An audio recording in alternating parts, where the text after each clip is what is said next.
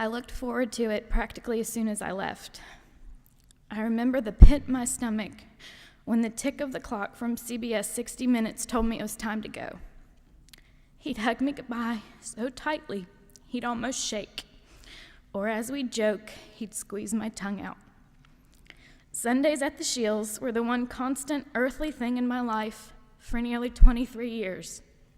A blessing I now realize in the 4 years since I took for granted for the stability it provided, among other things.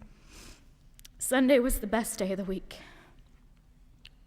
The routine was effortless, and my sister and I itched to get over to 61 Mayfair Way. There was no time for rest or the chores my parents so desperately wished to accomplish before heading over. We'd enter the house, and without looking, we all knew exactly where he'd be sitting, tucked in the corner of his Marshall green leather couch, watching some kind of sport, and you could bet he'd have either a peppermint in his mouth or M&Ms in his hand. He'd light up and proclaim your name, extending it by hanging on to each syllable. "Well, it's Jordan," as if you were the queen and it was the sincerest honor to see you, as if it'd been ages, when in reality it only been hours ago in his regular church pew on the far left, 8 rows from the front.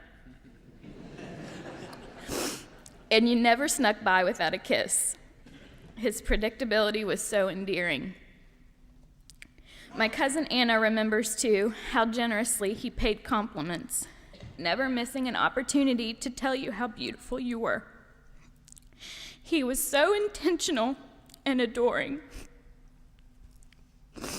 so welcoming, so supportive, and such a good listener. The world stopped for Pa Paw when you spoke, and the same for him when he and Granny would relive stories of their humble beginnings, making it by in medical school on next to nothing, and still finding the ability to smile through it all. They were captivating. My cousin Hunter remembers how everything became a story for Pa Paw, even and especially when it came to the medical field. This past summer, Hunter broke his arm, and like any good physician would, Pa Paw was able to calm him down in the moments after through talking about his own experience. Before we were old enough to drive, there were many Sundays my sister Katie and I would beg to go home from church with Granny and Pa Paw to soak in those coveted extra hours. Fights would literally ensue over both their laps because of their magical back and arm tickling abilities. I remember the words he sang so gently in my ear as he would stroke my hair. Pa Paw loves his little girl. It often put me to sleep. As my cousin Sarah says, Granny and Pa Paw possess those superpowers of being able to soothe even the most rambunctious child with the soft tickle that is paralyzing in its comfort. Her identical twin boys, Ben and Jake, whom she saw in the hospital for the first time together after their birth, with Pa Paw present, recall those spell-like tickle moments as their most treasured memories of him. On the other hand, Sarah's sister Allison was quick to point out Pa Paw's ornery side, something you certainly couldn't miss if you knew him at all. He was the grandparent who never told you no and made you feel like his partner in crime when it came to breaking rules, like eating Granny's famous chocolate chip cookies before dinner. My brother Henry remembers the way Pa Paw made him and the other younger grandkids chocolate milk. He nearly used half the bottle of Hershey's and did it with a wink, grin, nod, and sometimes a sly whisper. His jokes were the best and hold a special place in the hearts of my cousins Grant and Laura. He was such a witty, often downright silly man, never without words, even to the very end as we surrounded his hospice bed. He never lacked the power to command the attention of a room, even at his frailest. Pa Paw was the king of checkers. I think all of us had the pleasure of taking him on at some point.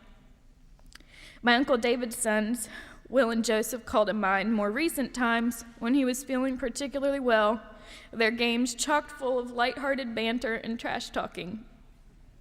Will won once, according to him at least. I'm sure Pa Paw would beg to differ. And was on top of the world, only to be beat mercilessly the next floor. His playful demeanor translated into other fun Sunday rituals, too. My cousin Sam treasures the times tossing football with our grandfather and the rest of the crew on the front lawn. I can't count the times we'd accidentally pelt the cars that packed the streets. Thankfully, all of them were ours. Sam's sister Natalie remembers the countless games of hide-and-go-seek that were played. It is my prayer we allow Pa Paw's fun-spirited nature to live on in all of us. During these past few weeks, as my family discussed while we stood vigil by his bedside, we never had a reason to get together on Sundays. We just did. All of us. Emphasis on all. No hidden agenda. No obligation of any kind. We gathered because of the deep-rooted, Christ-like love that was fostered by my grandparents. Love that wasn't kept to ourselves. Love that was shown in various ways. My cousin Maddie professed hers, like many of us girls, by leaving hidden notes on the dry erase board in the kitchen. When Pa Paw found them, he made it a point to seek you out and express what it meant to him. He personified the meaning of a patriarch and made his love for family and the Lord well known. He seldom missed a Sunday morning church service and delighted pridefully in being surrounded by his family while there. Now, mind you, there are two kinds of pride, and my Pa Paw certainly wasn't selfish. His was based on the satisfaction that came from others, his flesh and blood, multiple generations, living in obedience to God. Allison's daughter, his great-granddaughter Eliza, knew she could always count on seeing Pa Paw at church. Often she was lucky enough to snag a ride in his wheelchair. My sister Katie holds dear and easily relives Pa Paw's insistence that she sit in between he and Granny in the sanctuary. He always sung hymns loudly, sometimes off-key, and usually in harmony, even if he wasn't supposed to.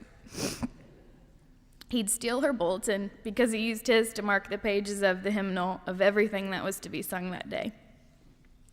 Most especially, though, from both of our memories, is how he'd take your hand during the pastoral prayer and grip it lovingly between both of his. In closing, I must point out how it couldn't be more fitting that my granddad passed on a Sunday and would be laid to rest on a Sunday. The subtle nuances within the Lord's will never cease to amaze me. Similarly, I like to think for the Sheils family that when it comes time for each of us, entering heaven will be a lot like arriving for a cherished Sunday gathering. Pa Paw will be there, anxiously waiting, excited to welcome us into his home. I have no doubt he's there now, relaxing and catching up for lost time, reuniting with his parents, Raymond Taylor and Mary Alice, and all the other family who've gone before him. And if I could guess, he's thanking and teasing with God that there's no such thing as irony, considering he made it there just in time to miss one of the most significant storms in history this past week. Just a little inside joke for you, Pa Paw. Please know you will be dearly missed. You are already. But we will all see you again someday, some Sunday.